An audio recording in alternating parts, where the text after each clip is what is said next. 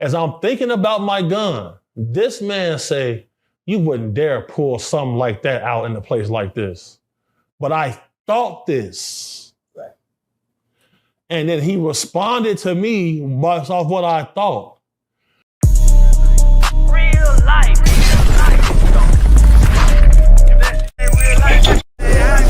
It ain't real life. Just say real life street stars. You know what time it is.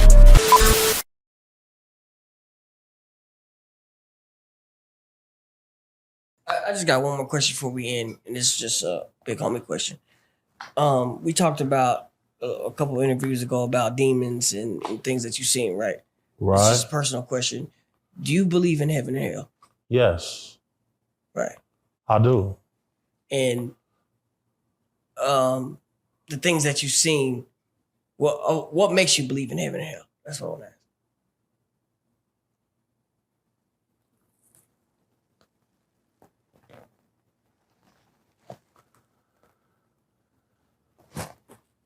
Okay.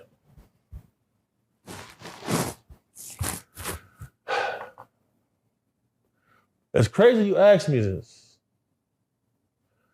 Because like over the last month, I've been getting people calling on my Instagram to ask me something. I'll do my little questions post on my story, and I get asked the same question, bro, over and over and over. Like, have I ever met the devil? Right?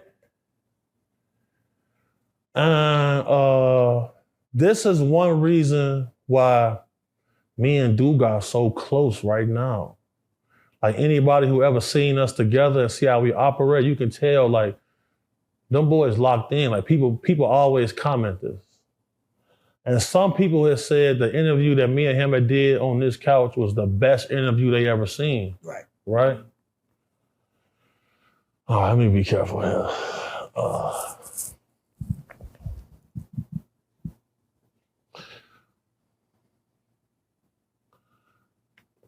2017, people from the church and from that orphanage, as y'all seen Dugas dropping the toys and shit off on for Christmas, they called us up saying that they wanted help searching throughout the community, looking through abandoned houses. Because a little lady had got raped by a person he drug into an abandoned house about a week before that. She was a member of the congregation. They called us to help them.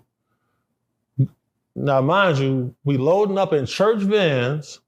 It's just a bunch of little old ladies, a couple old deacon dudes. They going to search through abandoned houses. The first night we didn't go. But then somebody called and said, yeah, we went into a house and somebody was smoking crack and they slapped Deacon Meeks. They slapped Deacon Meeks, broke his glasses, all this type of shit, right? Okay. Dude said, Gordo, we gonna have to go help. I'm like, all right. We go to the liquor store, we get our drinks, and we following behind their church van in our own car, you know what I mean?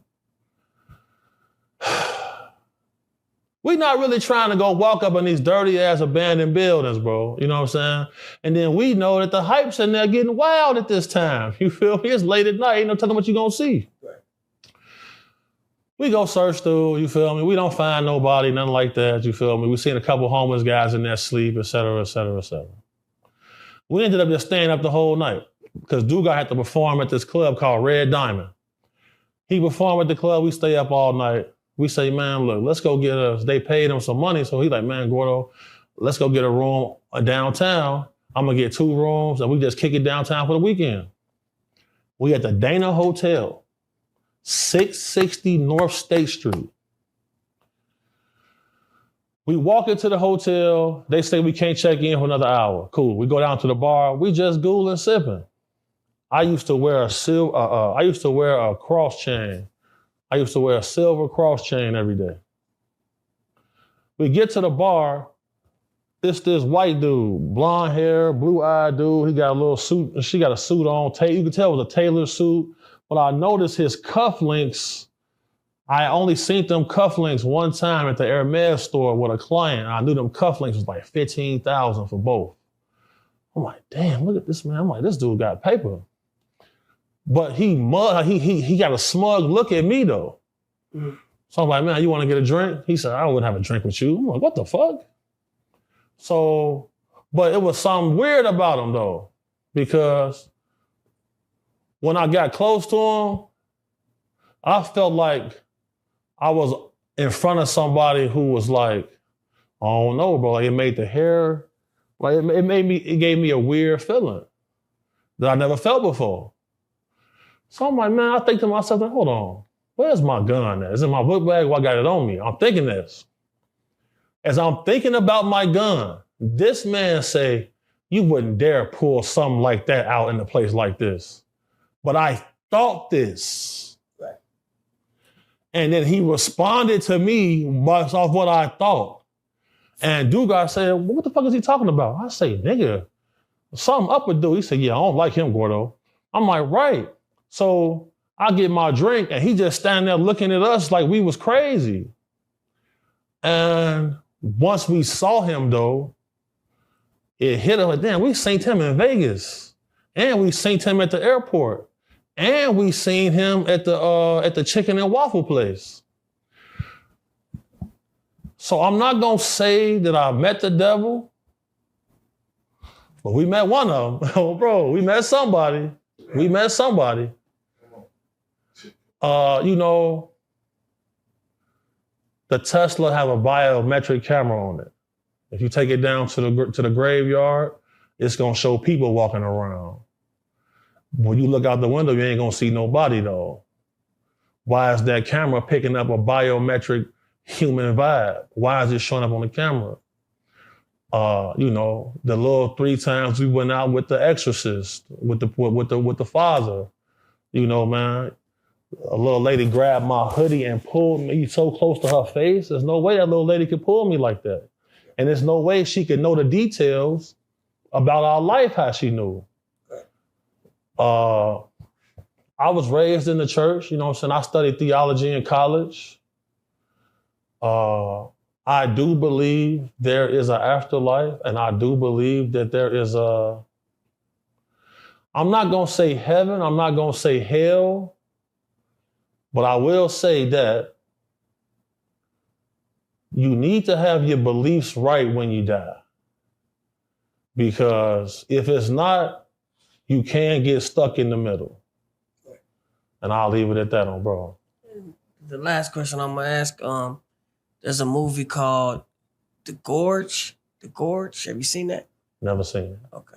Well, I'll leave that alone. But basically, do you believe in like there's gateways to hell here?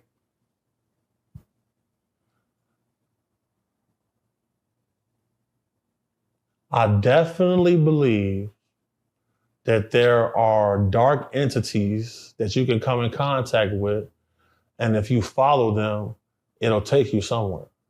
That's why they had Ouija boards for sale in Walmart. Right. That's why the government spent millions of dollars to investigate who did Hitler come in contact with that influenced him to go on the path he went on. Right.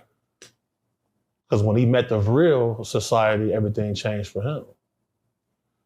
They took him someplace and he was able to come back. Man, deep. With that being said, for Whack 100 for Loose Cannon, hey. Y'all some hoes on both grades, and y'all was nice. We'll see if it stays on the internet or goes elsewhere. Stop playing with the guys. Dusty, go ahead and close this out as far as reintroduce yourself. Tell them about the website again and also the mission. Dusty Rhodes website's takesAtribe.org. I'm still doing some work. Real life.